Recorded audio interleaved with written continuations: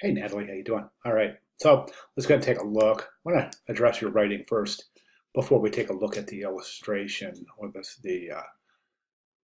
your digital comp. Okay, I've attached my digital comp since Bunny Fest, and some of the major changes I have incorporated have been around color. That's good thinking. You're tying in the season with your color palette. Outstanding decision right there. That's a great way to work these decisions into your methodology, into your conceptual development.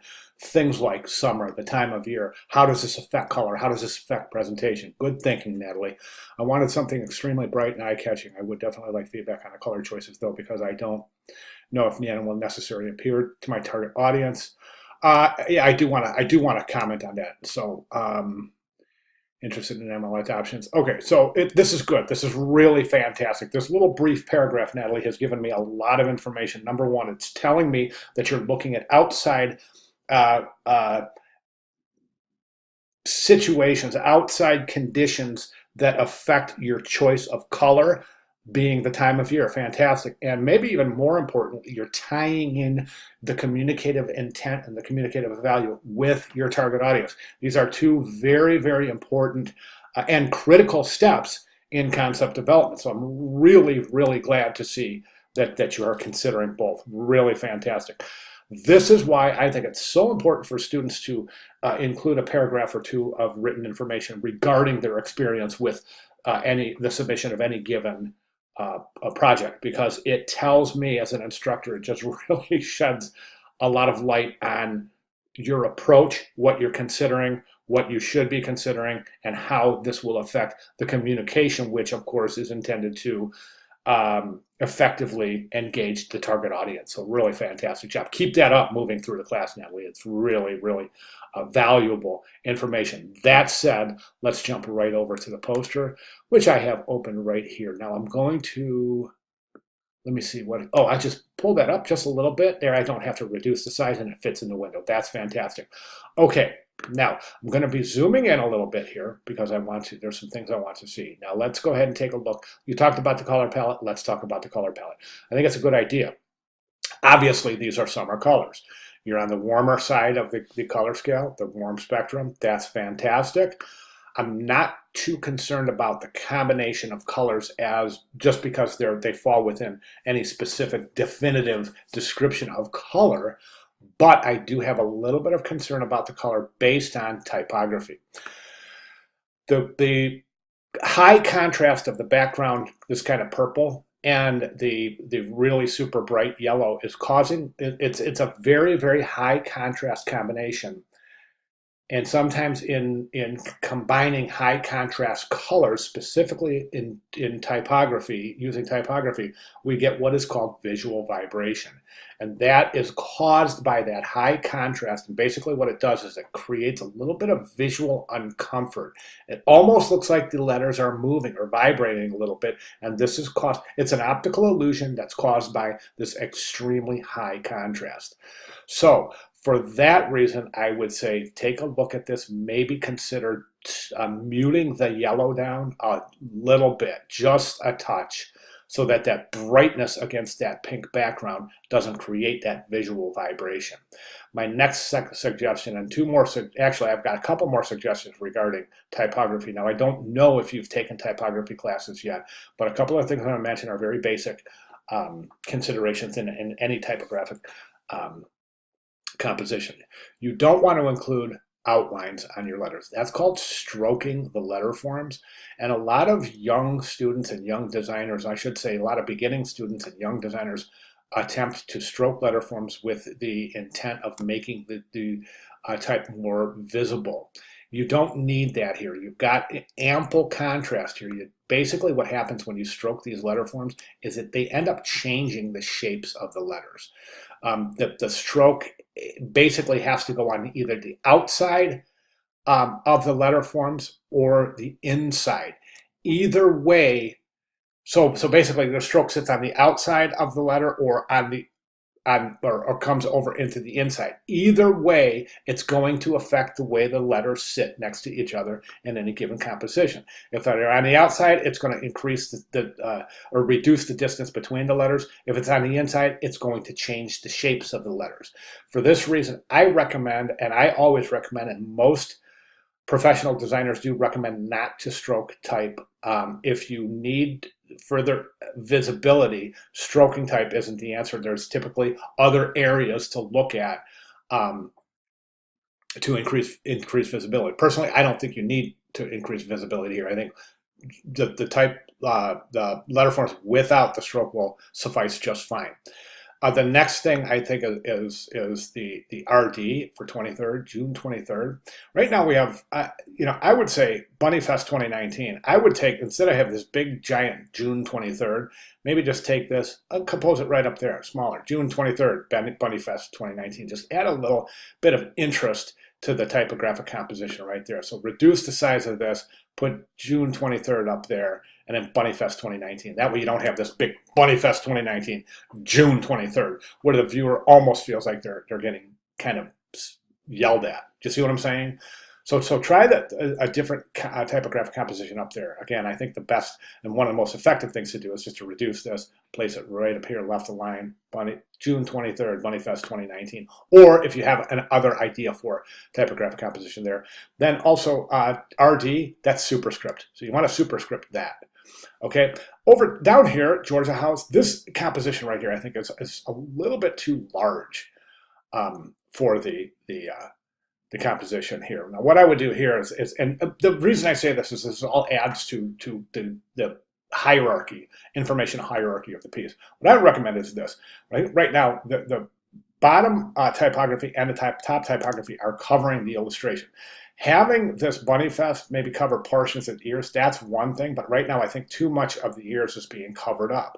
And then down here, the whole bottom of the rabbit is being covered up. So what I would recommend doing is pulling the rabbit down in the composition, leaving Georgia House Rabbit Society, leave that. Okay, bring it down a little bit so it's not over the rabbit, bring it down a little bit, and then take this Fuller Park, Robinson Road, and maybe even just, there's Fuller Park, then Robinson Road, and then Marietta, Georgia, down at the bottom. So you're spanning the bottom. So you're really reducing the size of the location to place further emphasis on the headline and the actual Georgia House Rabbit Society. Okay, so you've got Bunny, and then also the one other consideration is to add a serif typeface here to provide some typographic variety.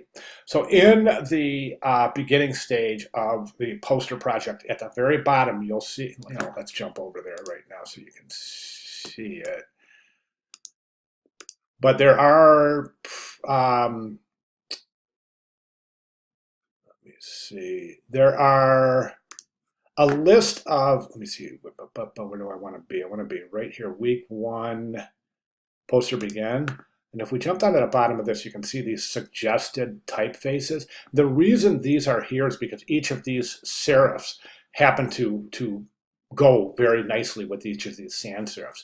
So if you're using a sans serif for your headline, so let's say you're using Franklin Gothic, I'm not sure exactly what typeface that is, but mix it up with a serif typeface from this list, and you'll have a nice typographic hierarchy. Then you can go back to sans serif down here for that information that's spanning across the bottom. Okay, a couple of final suggestions. We'll talk about the illustration itself, but I will just one more consideration regarding color.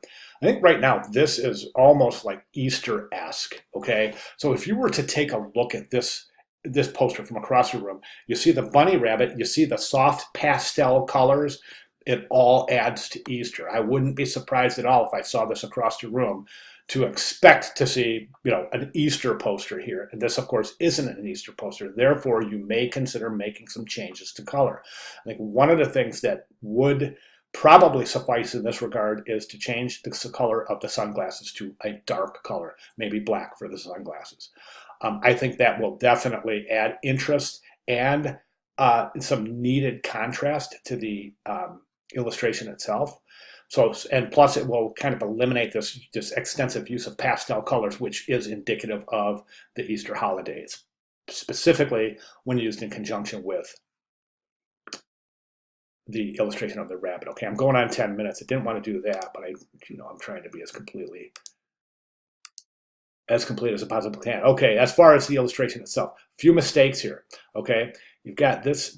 Watch your pen strokes. A lot of your pen strokes are showing areas that should be smoothed out. For example, okay, this little path right here, you've got a round corner down here, but you've got square corners down here, so that's a little inconsistent. Right up here, this is a square. This is a corner point as opposed to a round corner, so you may consider adjusting that so it contours more accurately with the shape of the ear. The tops of the ears are points. They shouldn't be points. They should be round, right? So this points to pen tool, specifically your rounded points as opposed to these corner anchor points. Few areas here, I think the face can be a little further developed. The whiskers right now have what is called a fill. So instead of just stroking, adding a stroke color, there's a fill color in that line that you've drawn, and that's why it's adding that green from there to there.